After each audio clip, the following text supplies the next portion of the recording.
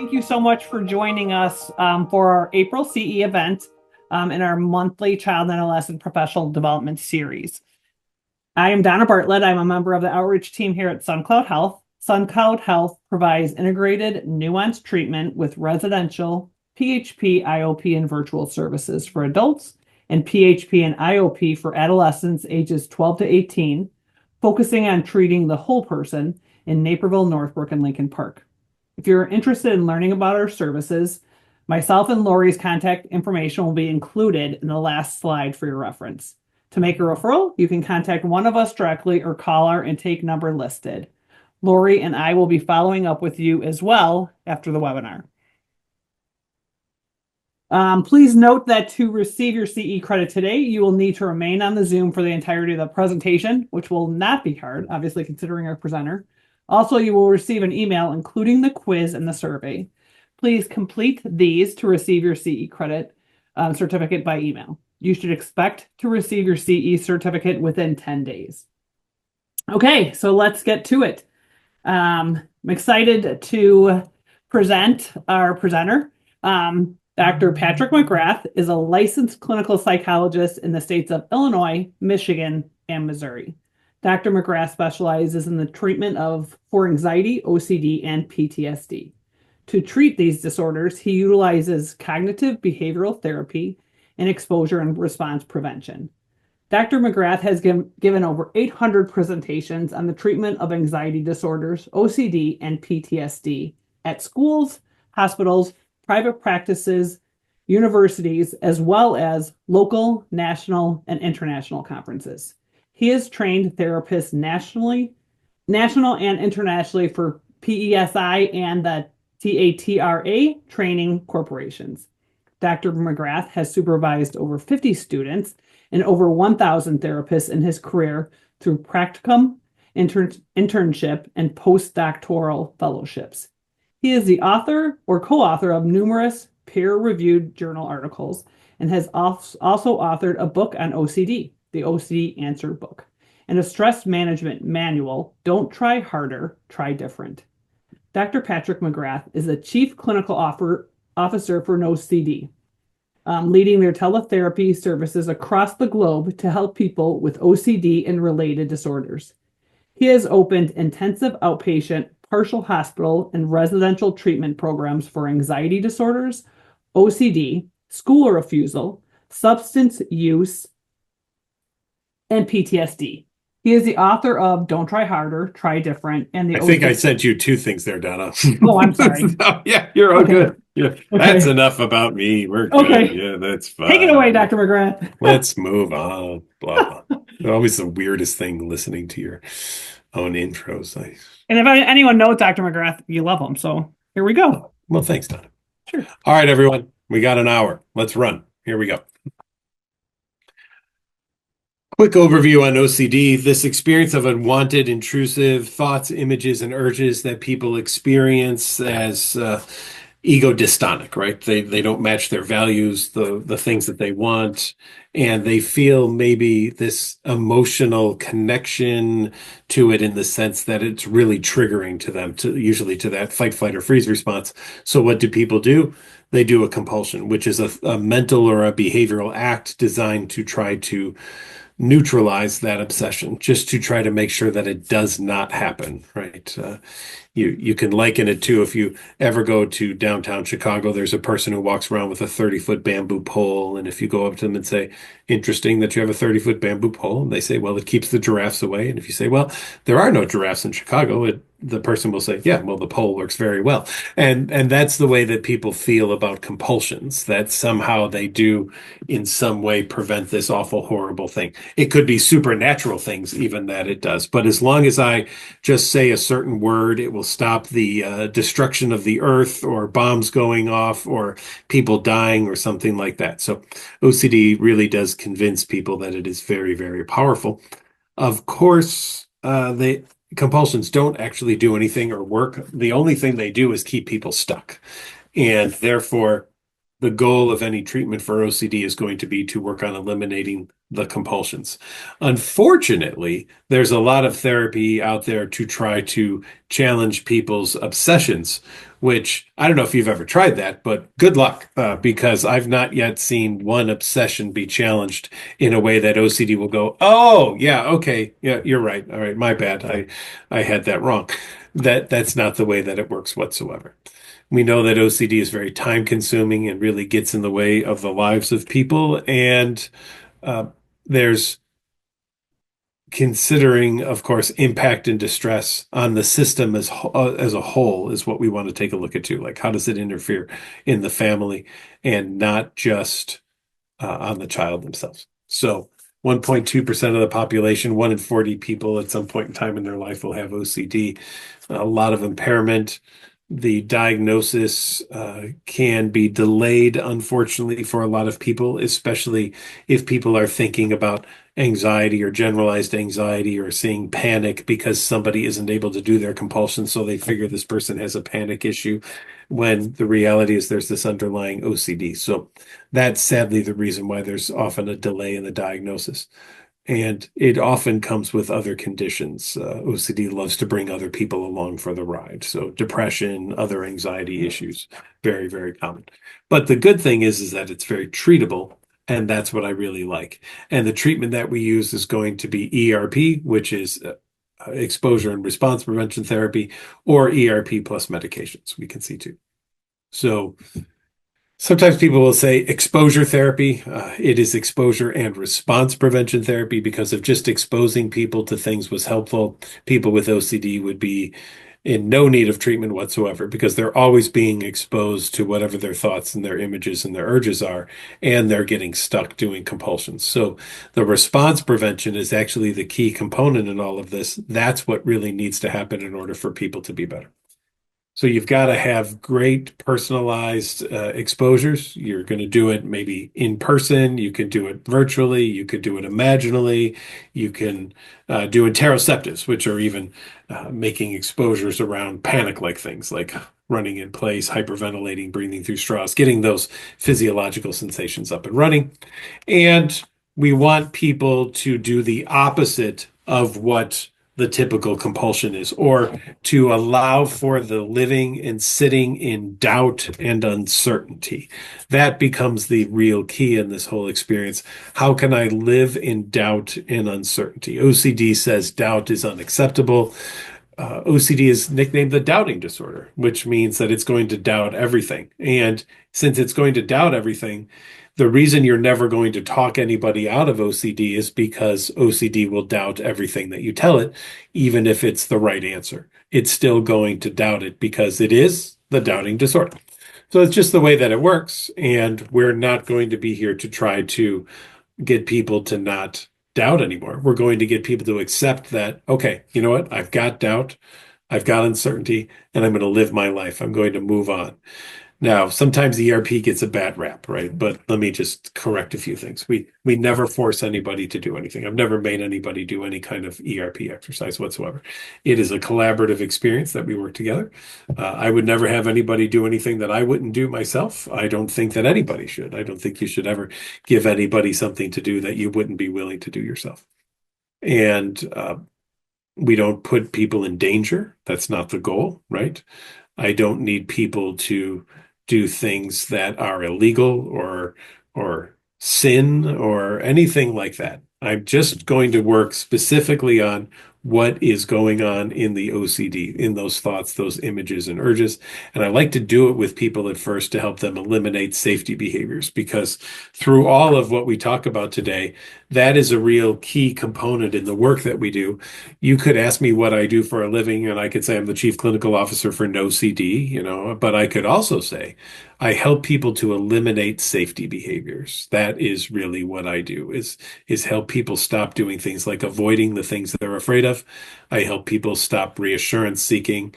I help people stop distracting themselves so that they fully engage in experiences without being on their phone or doing other things and coming out saying, well, I did it. I mean, I did all these distractions, but I did it. No, we don't do diaphragmatic breathing. We don't do muscle relaxation during the ERPs. If you like those things, that's fine. You can do them outside of ERP, but not during.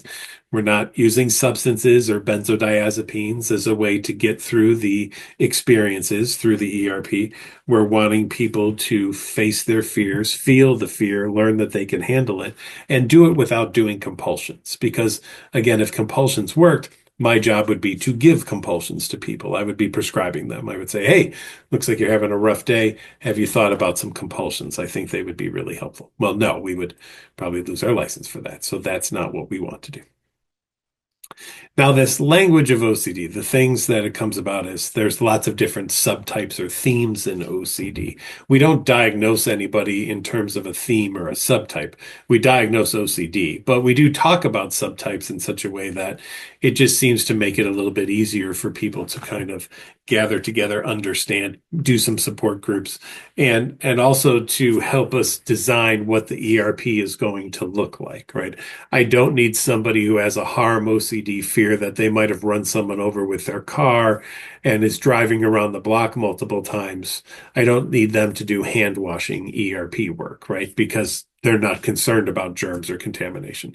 In fact, many people ask me during COVID, oh, you must see a ton more of people with OCD, or you must see that all your people with OCD are really freaking out. And the vast majority of the people I was working with did not care about COVID whatsoever, because they would say to me, like, yeah, okay, fine, there's COVID, but I still think I ran someone over with my car, right? So that's where they were really focused. And COVID did not exacerbate things really for many of the people that we were working with. You don't, again, diagnose a subtype. So there's no subtypes in the DSM. It's just OCD. You can have more than one subtype. That is a possibility, and you can change them. They do change over time. So, in fact, I think the research shows now it's about 4.5 subtypes in a lifetime that people kind of average. So, not something that you have to stick with one for your entire life. It does help us to communicate and treatment plan. It also is nice to reduce shame, because when somebody starts talking and say, "Oh yeah, pedophilic OCD," okay, and they're like, "Wait, what?" Oh, did you think you were the first person to have this thought or image or urge?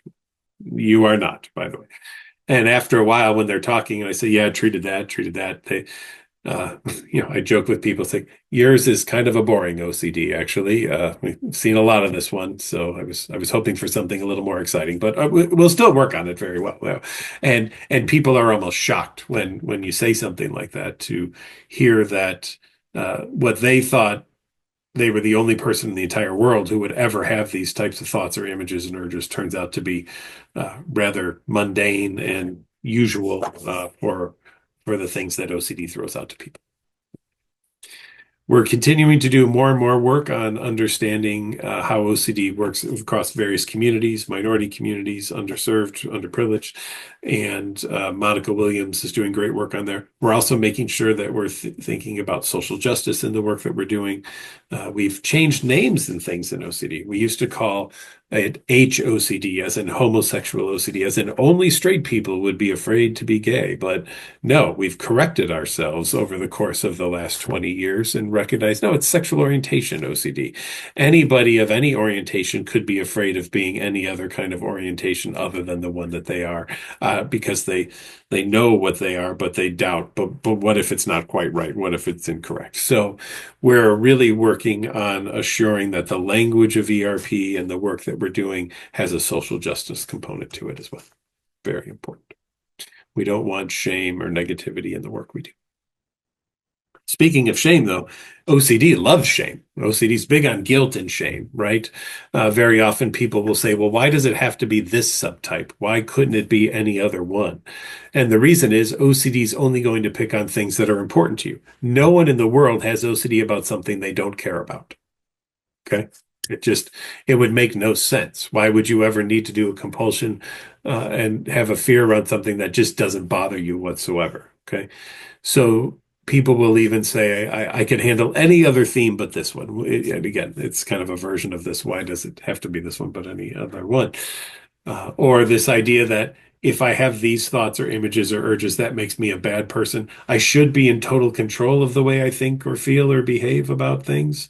Or or the backdoor spike of OCD treatment. Now that I've been through treatment, I'm not afraid of it anymore. Does that mean that I like it or that I want it?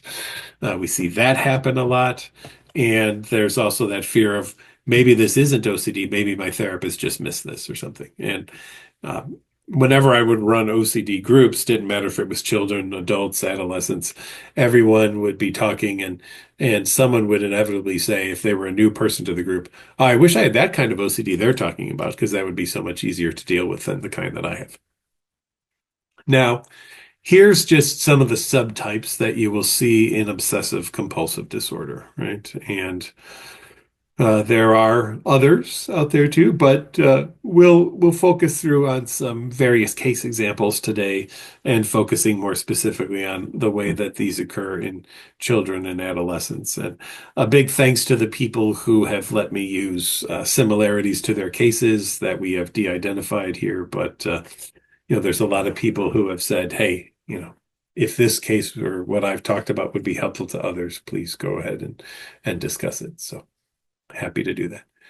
We have people who deal with symmetry and perfectionism, things that don't feel just right, right? They have to be in a certain place or a certain order, or things have to be absolutely perfect. It's the only way to be able to then move forward, is knowing that I have done something perfectly. And of course, there's a huge impairment in people's lives when they attempt to be perfect. So in working with Theron in fifth grade, he had an essay, and the teacher wrote a very lovely comment and said, "Hey, Theron, this is the best essay I've ever read. Congratulations. This was wonderful." He's happy. His mom's happy. They both now feel Harvard Medical School, and again, he's in fifth grade, but they both feel that Harvard Medical School is just waiting for him to be there. By high school, he's failing all of his classes. And it isn't because he's not smart. He's amazingly smart. He's, in fact, one of the smartest people I've ever met in my life. He's failing all of his classes because he's so afraid to get anything but an A plus, that it's easier to not do the work than it is to do the work and take the risk of even getting an A, because an A still wouldn't be the best that this teacher ever had. Side note, compliments are difficult for anxious people, because once you receive a compliment, if you're anxious, you must always achieve that compliment. And anything less than that compliment means now you're not working up to your full potential, and therefore you kind of stink. So just be wary of that. Sometimes I compliment people as part of therapy as a way to help them learn how to handle compliments, right? And they don't like it, but it's something that we agree upon working together. I don't just throw things at people and surprise them. Unless we're to the end of therapy, then sometimes I will, but with their permission. And the only reason I would do that is because the world throws surprises at us. So they want to be able to handle anything that the world is going to throw at them too. Now, Theron is going to reread the line of a book or a ditto sheet or whatever it was over and over. And I said ditto sheet. I'm giving my age away. If you're old enough to know what a ditto sheet is, I apologize. But he's reading the line of it over and over and over and over again, because he's got to make sure he's got the right meaning out of it.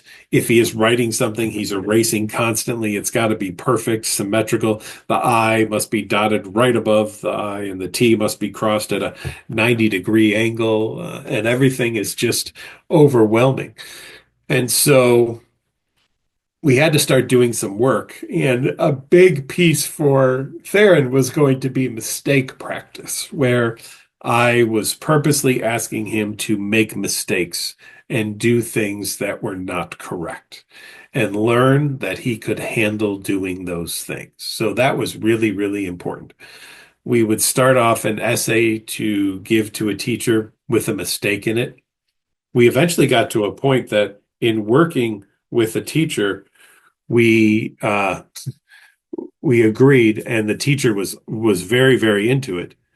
We agreed that he would purposely put a mistake into a paper, and the only way that he could get an A was if there was a mistake in the paper. If he did not put a mistake in the paper, he could not get an A on the paper. And so this presented an interesting conundrum to him of, on the one hand, he really wanted to do this paper perfectly. But on the other hand, he knew that he couldn't be graded perfectly if he did if he did do it perfectly. So we set these types of things up with folks, right? Eventually, we got him to do things like call a teacher a wrong name, not asking for reassurance. If he did ask for reassurance, we coached some of the teachers about how to reply, saying, "Hey, we've talked about that already, so I'm going to just have you refer back to what we've already discussed," instead of, going back and forth and back and forth and back and forth is all. Um, these were just some of the important things to really work on, right? And once we did, he started to get better. He started to make some improvements, and that was really, really helpful. In contamination, people are afraid of becoming ill or they're afraid of contaminating other people, right? It could go either way, right? So there's lots of these compulsions around sanitizing or cleaning and hand washing. There's tons of hypervigilance that people have about where they touched or what they touched.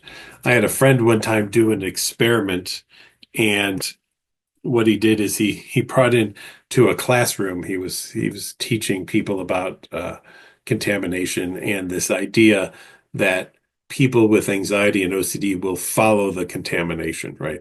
And so he brought in a piece of dog poop from his dog in a little baggie, and he took a pencil out of a box and he stuck it in the pencil, or he stuck the pencil in the dog poop, and then he threw the dog poop away. And then he touched that pencil to the next pencil. And he threw that pencil away. And he did that 20 times. And he said, who would be willing to touch this pencil?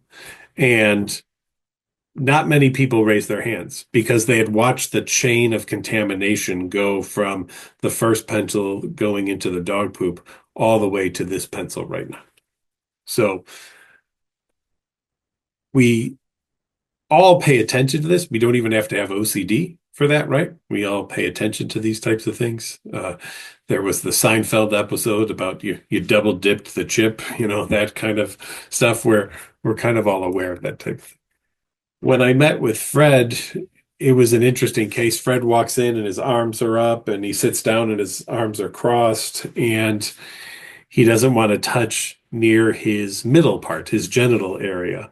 And he's afraid that he might have a contamination in his genitals. Now, Fred has never been on a date, never had a sexual partner, anything. There's no way that Fred has an STD, but he's still afraid that if he touches his genitals or anywhere close to that, even on his pants, and then he touches something in his home, and then his mom touches that spot and she rubs her eye or something like that, if she gets sick, it will be his fault.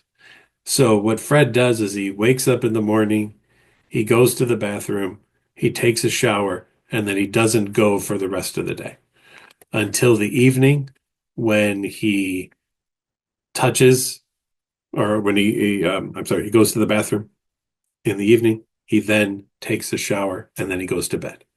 So he's going to the bathroom twice a day. This is not good for his body, for his kidneys, for his bowels by any means whatsoever. I did ask him, just to give you an idea of OCD logic. I said, "Hey, Fred, just curious, who does your laundry?"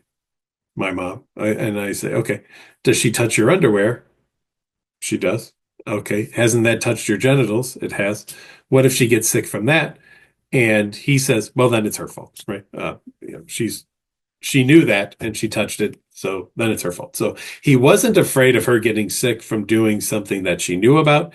He was only afraid about her getting sick from doing something that she didn't know about, that he would have somehow contributed to. So we had to work on a couple of things, right? We had to do stuff around the house, like touching things, gradually getting him to put his hands lower and lower toward his genitals and then touch things in the home.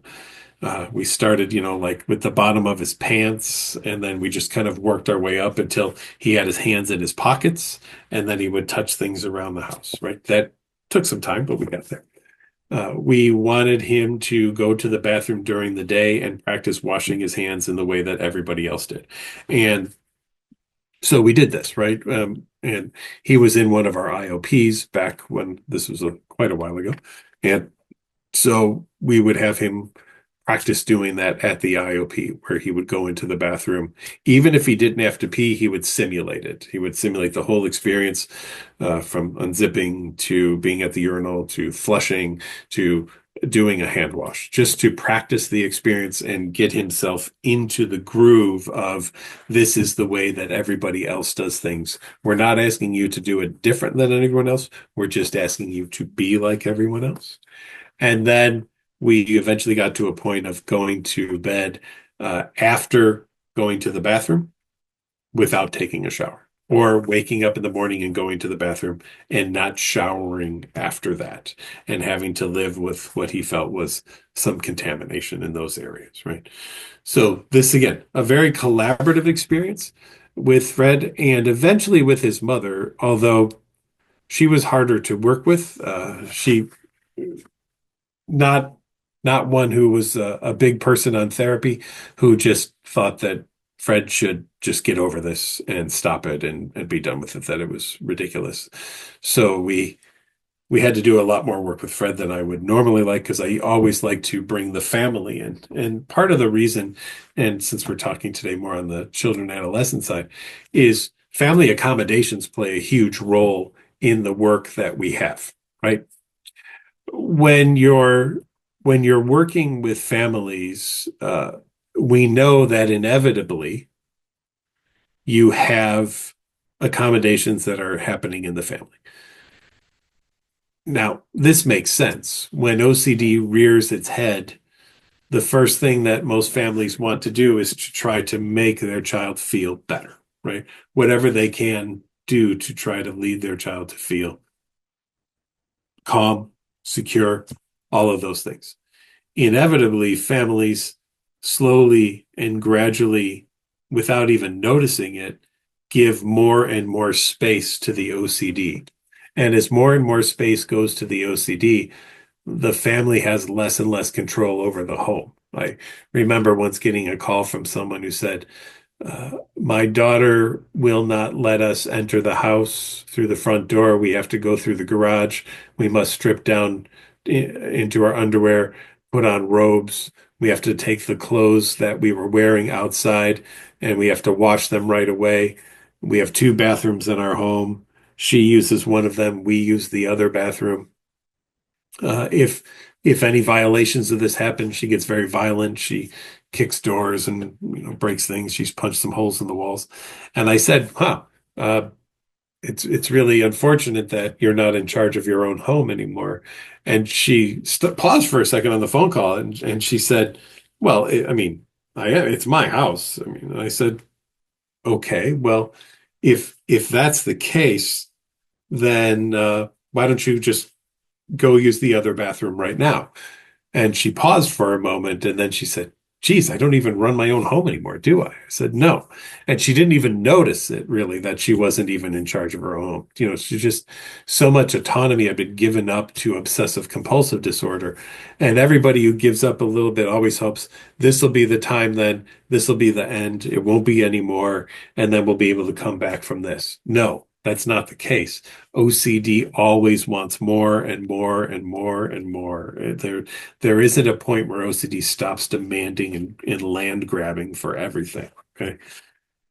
So it is about helping the family to know that they're going to have to face some discomfort in this whole experience, right? They're going to have to deal with some things that are not comfortable at all.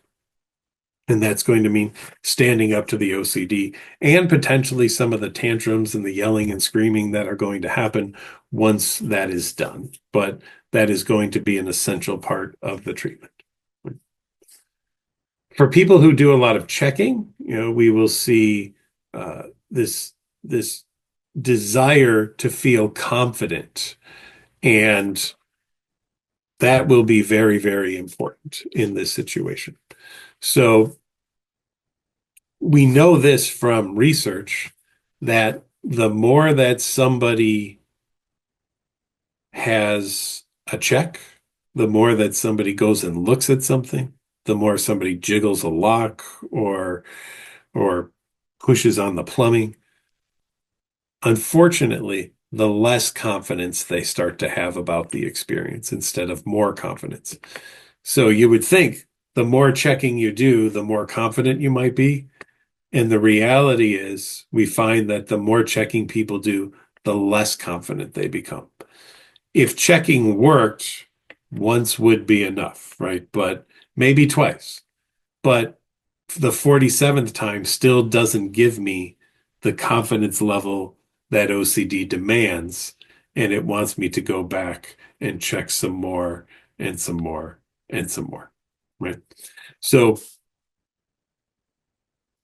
I want people to live in doubt, live in uncertainty, live in discomfort. I don't want people checking all the time. When Tack was checking things, like with his car, he got to a point where he'd spend hours doing things like, are the locks locked on the car? Are there people underneath the car? Did he run someone over? He'd look under the car for bodies and be checking and checking, right? I could tell in our sessions that he was checking his pants pockets constantly to see if he had keys and his wallet with him, right? Uh, and this was even on a virtual sessions, right? But I could just tell that he's, you could hear the keys jingling or something like that. This idea that I don't trust myself, right? I don't trust my senses. I need that assurance of something in order to be able to live my life. And of course, with OCD, nobody has ever gotten enough assurance. It just never ever happens that somebody is going to be able to get the level of assurance that they want in order to prove to OCD that everything's okay. We don't know of a case of OCD yet in the history of the world where someone has done enough compulsions and OCD has said, all right, thanks. I'm out of here. You did a great job. The only thing that we've really seen work is helping people learn that they can live with the doubts and the insecurities that OCD says they can't live with, right? That's a big, big component of the work that we're doing, is teaching people, you know what? As much as my brain tells me I can't deal with this, I don't actually have any proof of that. I've been fooled, right? I've been bamboozled by my own brain into it telling me that I don't have the ability to deal with this thing, when the reality is I do, right? So we're going to work, of course. Ultimately, I'd like to work with tech on decreasing that urge to check, but it's not where I can start, right? I wish I could just say don't check, but everybody else has told him that. The therapists he's seen before me, who are talk therapists, have all tried to talk him out of checking. It's not worked, right? Uh, they've they've just been stuck going around and around with that. His family has told him that. So me saying don't check isn't really going to be very helpful. Me saying, though, all right, we're going to have a goal of, how about you wait at least 5 seconds before you check? Could we put a delay in that experience, right?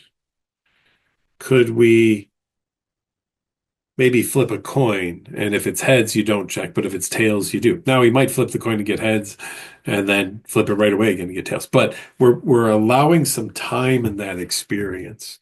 And if we can get any wedges that go into there, that's what we're going to try to do, right? Eventually, we can even add some response costs to various things. I have done this with adults in the last election. For example, I had someone who was so frustrated because their job was threatening to fire them because OCD was getting in the way. Their spouse was not really speaking to them anymore because OCD was getting in the way. And yet they were still doing all the compulsions. And they were talking about during the election season, their dislike of whatever party they were not voting for. And I had this little kind of light bulb moment, and I said, you know what? I think I found a motivator, because we'd been searching. What's that motivator to get you to not do these compulsions anymore? So I said, here's what I want you to do. Every time you go and do a hand wash or a check above the number that we agree to in our sessions per day, I want you to put a quarter in the jar. And at the end of the week, we're going to have you take a look at the number of quarters, and then we're going to write a check, and we're going to send it to the opposite political party for which you're voting for in the next election. And they thought about it for a while and they agreed to it. And so then we got to our session on Friday and they had, how many were they? 6 quarters in the jar. So they write out a check for $1.50. They put it in the mail. And during the session, I just said, all right, you're on your phone. I want to go out to the mail. We're going to put it in the mailbox, put the flag up.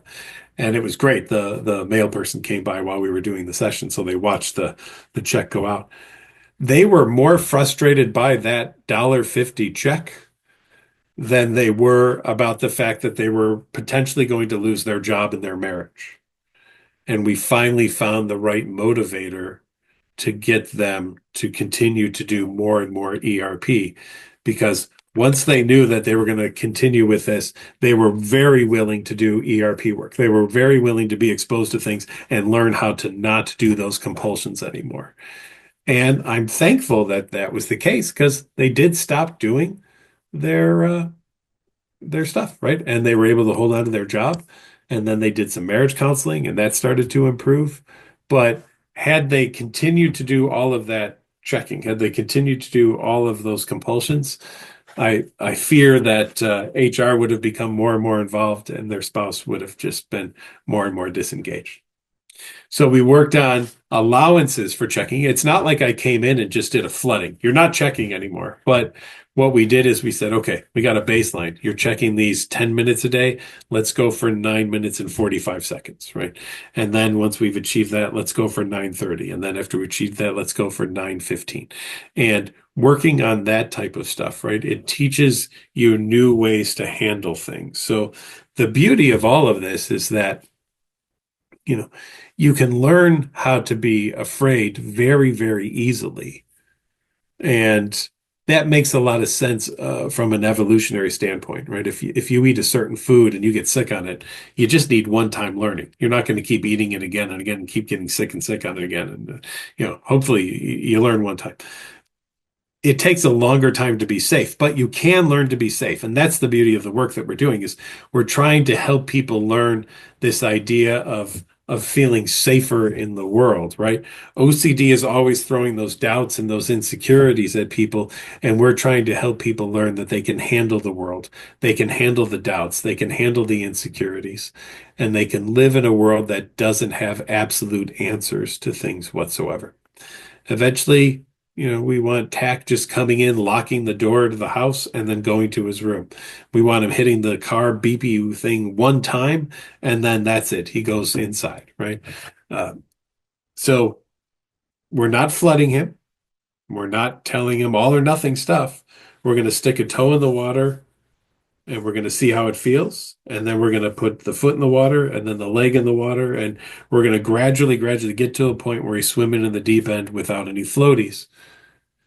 And when he's doing that, now he's living the life that he wants to live, and he's not living the life that OCD wants him to live, right? And that's great.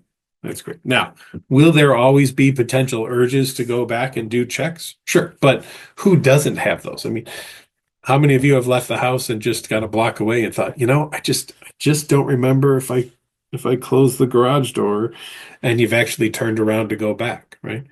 So it's not that OCD is something out of the ordinary. We all experience these doubts and insecurities, sometimes at a far deeper level than at other times, right? And when that happens, we have a choice. Do we go back and we check that thing? Or do we decide, you know what? I'm going to handle that. I can deal with that. And we want people to get to that point of, yes, there's doubt, but I can handle it. I can deal with it. That's where we want to be. There's other themes, and I know we're getting a little closer to time, so I'll go through some things, and I do want to get to some of the questions that are coming through as well, which is really good to see that there's a few of those. But let's just talk about some of the ways these other themes manifest themselves in obsessive compulsive disorder. There's a pedophilic OCD, right? A fear of what if I were to harm a child? There are maybe for teenagers who are in their 18 or 19 who maybe now find people attractive who are under 18. Does that mean that they're pedophilic, right? I give the example of, let's say that you're you've just met two twins and they're handsome slash beautiful, right? And you just think they're absolutely gorgeous. One of the twins just turned 18 right now as you met them. The other won't be 18 for 20 minutes, but they're identical twins and you find them equally gorgeous. Is it okay to be attracted to one, but not the other one for 20 more minutes until they are also 18, right? And OCD will nitpick that. It will go there to that level. So these are not folks who want to harm children. These are people who are afraid of what if I were to harm children, right? And I say that because unfortunately, there's been a lot of people who talk about this fear of what if I were to harm a child, who have been thrown in jail, arrested, who have had their own children taken away from them, only to come out later that this actually was obsessive compulsive disorder. So a really good assessment is necessary in this kind of situation in order to just assure that what we're working with is more of a pedophilic OCD versus somebody who has pedophilia. I don't work with people who have pedophilia. It's not my area of expertise. I don't do any ERP for that at all. I work with people who have fears of what if I were to do something harmful to someone, not people who want to or who have or who are going to. There's relationship OCD, the fears around what if our relationship isn't good enough, isn't strong enough, isn't as good as other people's. How do I know for sure that you are the right person for me to be with? Is this the right relationship? What kind of guarantees can I get? Maybe I'll test out to see if this relationship is a good enough one. And so these little tests you put out, then there's some arguments potentially in the relationship.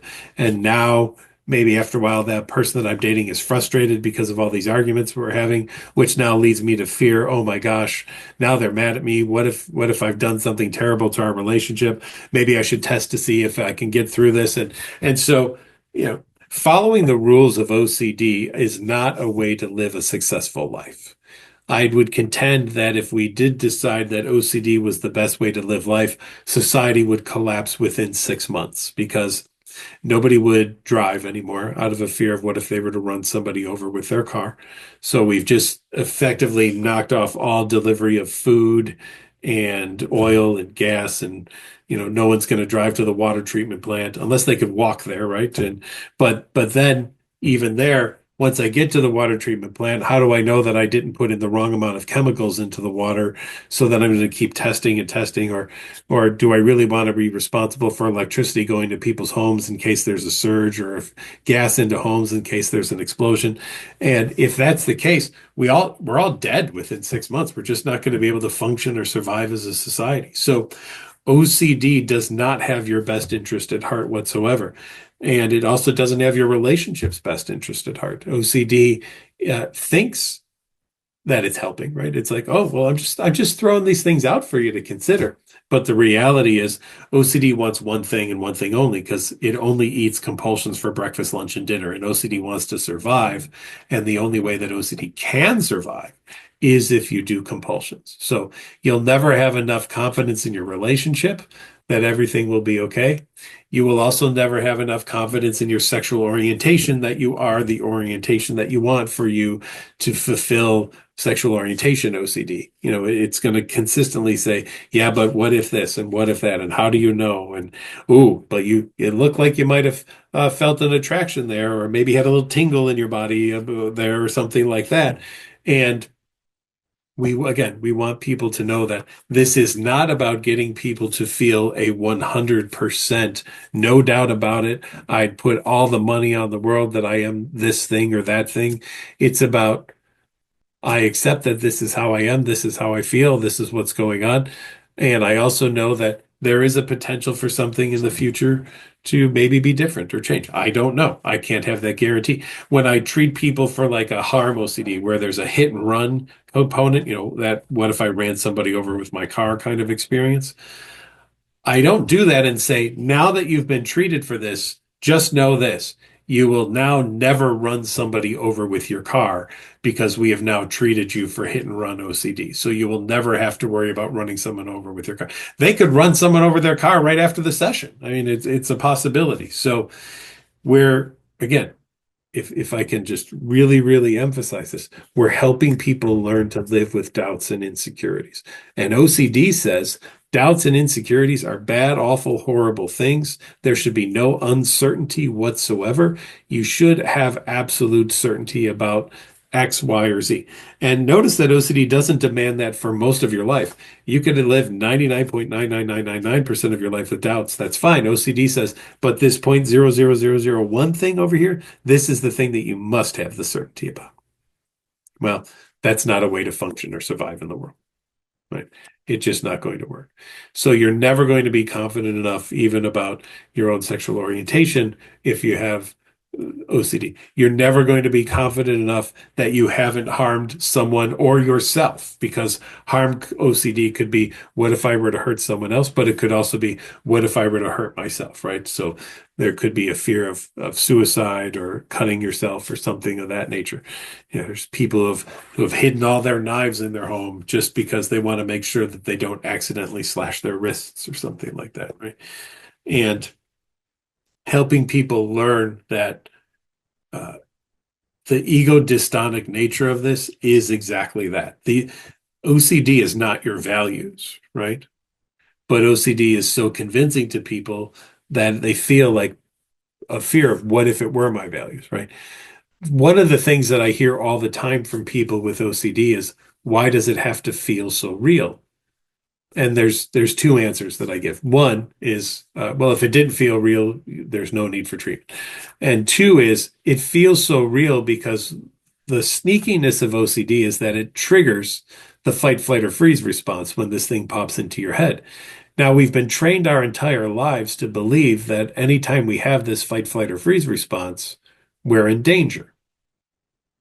So when OCD triggers the fight, flight, or freeze response, we feel as if we're in danger, right? Because we've learned every time that gets triggered, there's really bad things that are going to happen. It's really, really dangerous. Well, that's unfortunately a lie that we believe, right? And part of the treatment is, don't believe the lies that OCD tells you, right? They're just simply not true. They're not ways to live. But OCD has to keep lying to you and telling you these things and making them more and more convincing so that you will do compulsions. Because if you didn't do compulsions, well, then guess what? OCD would go away. And the last thing that OCD wants is to go away. So it will convince you that you may have harmed someone. It's a potential. And it's terrible to live with a may or potential, because we want to guarantee that we didn't harm someone. So why don't we just find that? Wouldn't that be great? And we're never going to be able to sacrifice enough to the altar of OCD for OCD to say, your sacrifice has been absolutely accepted. Thank you so very, very much. All is well. I've even had someone, like in this case with Lindsay here, who even as a teenager, she called the police on herself because she heard that there was a hit and run and on the television was afraid, what if it was me? And though her car did not match the description, though there was no damage to her car when she went out to look at it, and though she hadn't actually driven that day, her OCD said, yeah, but maybe you did and you forgot, and maybe there's damage, you just didn't see it, and maybe you just misheard the description of the car. Would it be best just to know 100% for sure? So she ended up calling 911 and saying, I might have been the person who did the hit and run. The cops surround her home and everything. Luckily, her mom was home and said, we'll be getting her into therapy tomorrow. And the police gave her a warning and said, this is a false report to the police. If you do this again, you will get arrested, if that's the case. Teenage times can be a time where religion is really important to people as they're developing in their faith. So, of course, OCD is going to attack that. How do I know that this is the right faith? How do I know that I've done enough? Have I prayed enough? What if there's a mistake in my prayer? What if I have intrusive, blasphemous types of thoughts about things? And how will I be guaranteed that I will have the afterlife that I want to have? And of course, we can't, right? We can't give anyone that information for numerous reasons.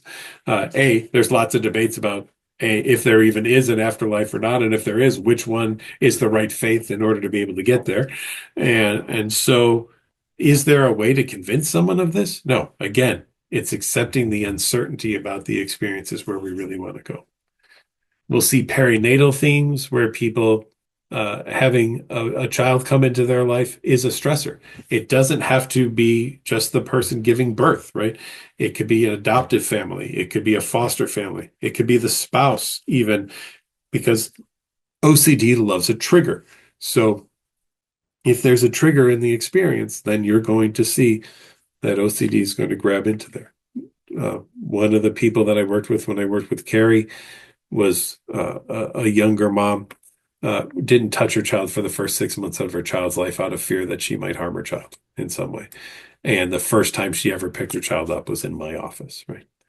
You may hear about pure O, which is just mental compulsions. You don't have the physical compulsions, right? So you have obsessions and you have only mental compulsions. So those might be about there. And then there's even real event OCD where I know I experienced something, but now I have doubts about how I experienced it. And what if I didn't quite experience it the way I remember it? Maybe I had done something else, right? Maybe the time that I did some drugs in that spot, I left some residue there, and then maybe someone else touched it, and then by touching it, and then they ate some food and it got in their mouth. I gave them their first taste of drugs, and now maybe I've turned somebody into a drug abuser, right? So all sorts of fears and concerns about that. There's nowhere OCD won't go, and I hope that we've been able to kind of really showcase that today with some of the various ways that we're looking at OCD, that it will always attack the things that you love, that you value, or that you fear, and play on them to get you to ultimately go ahead and do a compulsion. And I did want to leave some time for questions, so I will stop my share at the moment, and then we can get into that. So, Donna, thank you for letting me come today and do this, and I hope it was helpful so far. And I think we've probably got some questions that have come through. So, Yes, we have them from both the chat and the Q&A. So all right, I'll kind of go back and forth because I know they came at different times. yeah. The first, I think, question in the chat was, I think, what's the difference between phobia and contamination OCD? Ah, so phobias you will see typically are isolated experiences, right? Somebody will have a phobia of an elevator or something, and if they live in a town with no elevators and they never travel anywhere, it will never really interfere with their life whatsoever, right? Maybe they choose if they're going to go to the big city, only a hotel with one floor, so they don't have to do elevators. But otherwise, that OCD doesn't care about that. OCD is constant and always around. We sometimes use the word germaphobe for OCD. It's not really correct, right? It's not that somebody has a phobia of germs. What's actually happening is this fear is there, and there, as long as there's a compulsion being done to neutralize whatever it was, that's when it goes to OCD. So in a phobia, you might mostly see avoidance behaviors where people will just try to avoid that thing. But in OCD, even if you avoid it, yeah, but somebody might have breathed it over at me or something like. So I'm still going to do this compulsion as a way to try to neutralize it. So the occurrence of compulsions is really one of the telltale OCD signs for sure. Okay, I know one of the questions was about your case study with Fred, Mhm. and was masturbation explored? What were the values of learning that he had around sexual health? And would you explore this, or would this interfere with intervention? The only thing that he had a fear of was if he had had a wet dream, that would also be a contaminant in addition to the pee and the poop issues. So it turned out to be less concerned about sexuality and issues around that and sperm. It was the biggest fears were around pee and poop and those contaminants. But he did at one point say, that he was also somewhat afraid of having some kind of STD, but he had never had a sexual experience. And this was the interesting thing that logically he knew that he had no STD, but emotionally he was still afraid of what if he did, right? And this is where OCD will always go. Now, I didn't get specifically into masturbation discussions with him. We just looked at if you had a wet dream and the goal is to take a regular shower like every other day. You don't have to do an extended shower after that. Okay. Mhm. Thanks. Hey, do you have more suggestions for teachers on how to respond to constant reassurance? Create a worry book, and what you can do is if a kid asks a question, then you can write the question down and then write down the answer. And if they ever ask the question again, you could just say it's in the book. And then you never have the discussion anymore because you've already given the answer to someone. Now, some might say, well, isn't the book reassurance? They memorize the book very quickly. They're not going to keep going back to the book, but it's a way for you at least to say, we've already discussed that. You have your answer. Yeah. What if a child will wash their hands and won't touch things before eating, but will touch his private parts on top of his pants? Sometimes because he needs or wants to, and sometimes because he has to go to the bathroom and doesn't want to get his hands dirty again or miss out on something. I'm sorry, I'm missing the question there. I know, I'm not sure. It's an anonymous attendee, so I don't know. I'll come back to that one. Here's the thing I will say. Don't try to logic OCD. OCD will say this thing's okay, this thing's not. It may make no sense to us as we look at it, but that's okay. It doesn't really matter. I'm not here to be logical about it. OCD logic is different than non-OCD logic. OCD logic has one more yeah, but what if than non-OCD logic has, always. So that's why we never give it an answer. And so I just say, okay, well, let's figure out where we need to do the ERP then, because if this doesn't bother you, but this does, then this is what we're going to work on. And then we don't have to worry about this thing over here. Okay. So then another question is, it sounds like we are treating this as a medical diagnosis that can be eliminated with ERP versus first supporting with trauma-informed family systems, parts and narrative psychotherapy, and bring ERP in as a secondary tool. What are your thoughts on first addressing the wound from the trauma that has led to the maladaptive coping skill of OCD before going right to ERP? You don't have to have a trauma to have OCD. I just want to make this very, very clear. Right. And I know that there are some schools of thought out there that everything comes from a trauma. And I just want to make a very clear point. Trauma is not necessary for obsessive compulsive disorder. I have not done any of that work described, and for 25 years have helped people learn how to live with OCD without doing those things. Now, if there has been a trauma, OCD is a jerk of a disorder, and it will say, hey, you've had a trauma. I can prevent that from happening by doing these compulsions. And in that case, absolutely. We're going to work on whatever that experience was, and we're going to be doing ERP. But I would do ERP work for trauma as well. I do prolonged exposure therapy for trauma work. So absolutely, there's great work. If you want to read up on that, check out Edna Foa, F-O-A. Edna is the developer of exposure and response prevention therapy for OCD as well as for PTSD, prolonged exposure, PE work. So that would be the person that you want to do the research on. Okay, can I get a couple more in? I've got one more minute and then I have to go do a podcast. So okay, I'll do the school one because it says in schools we have many students who have social anxiety diagnosis and they refuse to go to class. What are some ERP strategies that we could use within the school setting when we push these students? They will end up not returning to school the next day, and then we're back at square one.